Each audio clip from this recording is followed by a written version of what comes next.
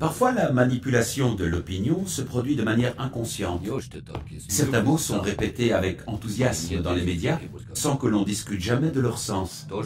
Démocratie, croissance, économie de marché. Prenons le mot le plus consensuel, la démocratie. Le concept est toujours présenté comme indépassable, sans être plus jamais débattu. Et pourtant, qu'est-ce donc que notre démocratie? Actuellement, en Occident, on entend par démocratie un système dans lequel la population se répartit en classes sociales, des plus pauvres aux plus fortunés. Le peuple désigne tous les 5 ans environ ses représentants issus des partis politiques pour le gouverner et voter les lois. Ces pouvoirs sont issus des classes supérieures de la pyramide, soit les plus fortunés. On parle d'ailleurs de classe politique. Enfin, on constate que la reproduction sociale est la règle. Autrement dit, qu'il s'agisse des pauvres comme des riches, la grande majorité reste toute sa vie dans la même catégorie sociale, qui était déjà celle de ses parents et qui sera celle de ses enfants.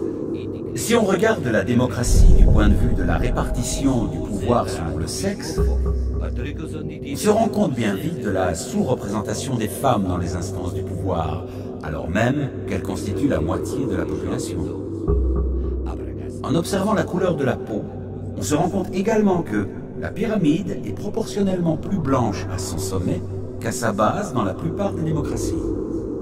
On parle de démocratie, mais l'essentiel du système ne comprend aucune démocratie. C'est le cas notamment du monde du travail et de l'entreprise, dominé par le principe hiérarchique.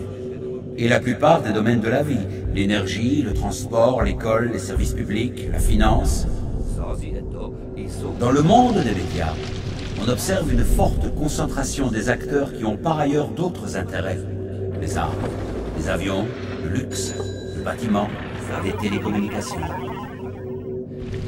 La plupart des journalistes qui font l'opinion vivent dans les classes aisées et l'on peut penser qu'ils auront tendance à défendre, même inconsciemment, les intérêts de leur catégorie d'appartenance. D'autre part, notre système économique favorise l'accumulation des richesses chez ceux qui en possèdent le plus. Il se trouve que ce sont les plus riches qui prêtent aux États et qui perçoivent les intérêts de la dette publique.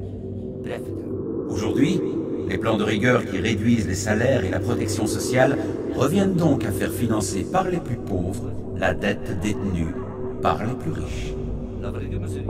Si on élargit la perspective, on se rend compte qu'une idéologie politique et économique est imposée aux populations par des lobbies financiers, industriels, qui ne font que défendre leurs intérêts en dehors de tout processus démocratique.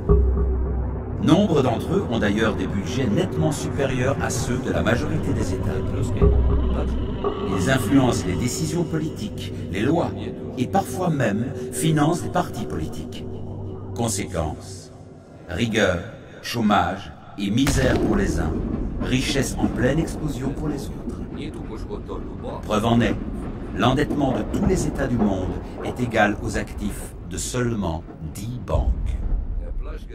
Est-ce bien à cette réalité que fait référence la démocratie, ce système tant vanté dans les médias?